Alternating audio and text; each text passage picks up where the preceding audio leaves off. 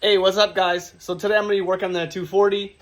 I just got a couple things to do. I'm going to pull it outside. I have to raise the rear coils up a little bit because it's still rubbing. Maybe like half an inch or so. So I'm going to go ahead and walk you through that. First thing first, I have to move this shit out of the way. I got to pull the RAV4 out of the way. Drive down my ghetto ramps. I raised the front and the rear last week.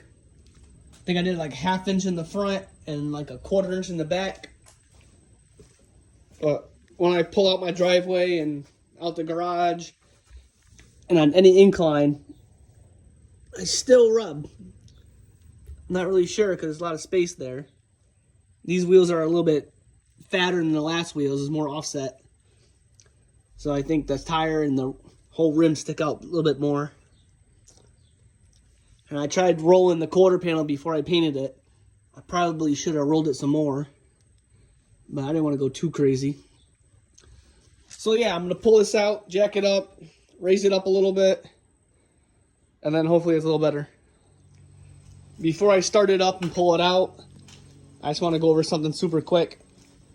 So as long as I had this swap, it always took 3-4 times of cycling it to crank it over to get it to start. And I'll have to give it a little bit of throttle and it'll finally start. But it always struggled to turn over. I was never sure why. So I replaced the coolant temp sensor a while ago because it had some messed up AFR readings. So I replaced that and then that was good to go. So I asked on the forum if anybody knew why the RB was taking forever to crank over. And a few people said FPR issue. Some people said fuel filter, fuel pump. And then one person said unplug your coolant temp sensor and see if it starts over. So I was like, sure, why not? That's easy, free, quick. So I unplugged the coolant temp sensor and it literally started up perfectly second try. I wasn't even expecting it to start. So for the time being, I unplugged that and it starts right up. But I'll have to eventually swap that out sooner or later. So I'm going to go ahead and unplug that, start it, and then I'll pull it outside.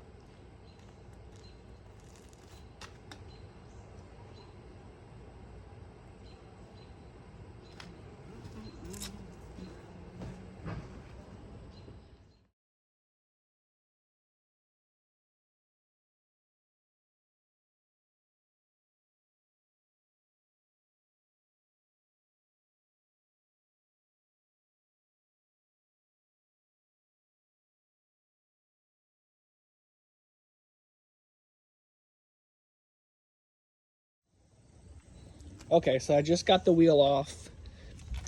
And make sure you got your jack stand there. You're gonna need your wrenches here. I mean, you could use other tools, but these work great. You need your mini tape measure.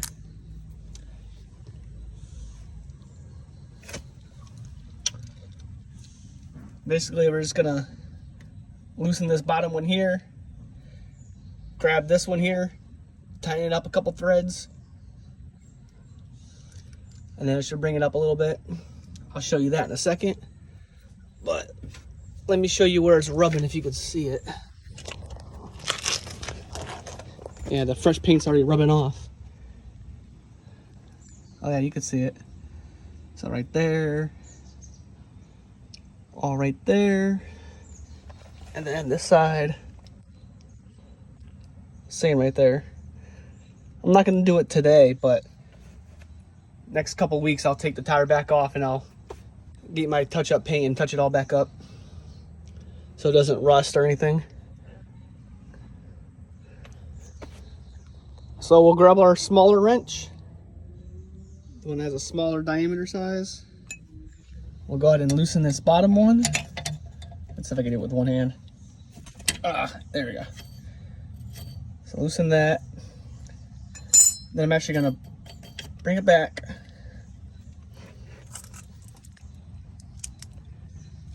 And if I can do it with one hand.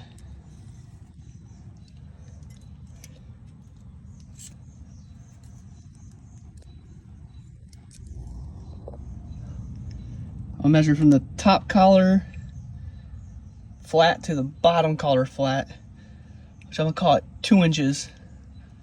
So let me go to like 2 1/4 or something. So loosen that one up.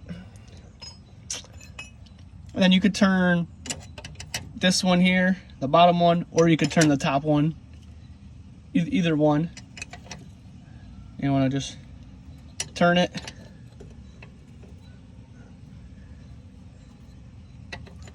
Let it rotate. Oh, don't mind that. It's the rubber. Do that a few times. All right, let me check that measurement. One of the most important things you want to watch out for is these threads go into the bottom piece, and I have no idea how many threads are actually in the bottom piece. So if you end up raising your coil too high, this is going to be really loose and wobbly, and it actually might come out of the bottom sleeve, and that will break or might be a pain in the ass to get back in. But I don't think I'm going that high, so I should be okay. But you always want to just give it a little wiggle, make sure it's still stable. All right, so I just finished bringing the top half up all the way. As good enough as I think. So let me get my tape measure top of that. You can see that there. So it's about 2 1/4. You can't really see it, but yeah.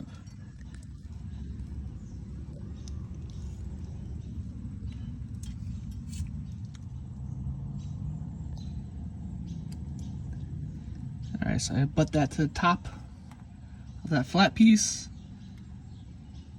and then that bottom there. See, about 2 1/4. So that should be good. I'll tighten up this bottom piece, and we're good to go. All right, that's all snug, ready to go. Don't mind all the overspray. I just said, fuck it. Let it get on there. Prevent the rust. Yeah, I'm still stock brakes. I gotta swap that one day. So let me pop the tire on, and this side's all set.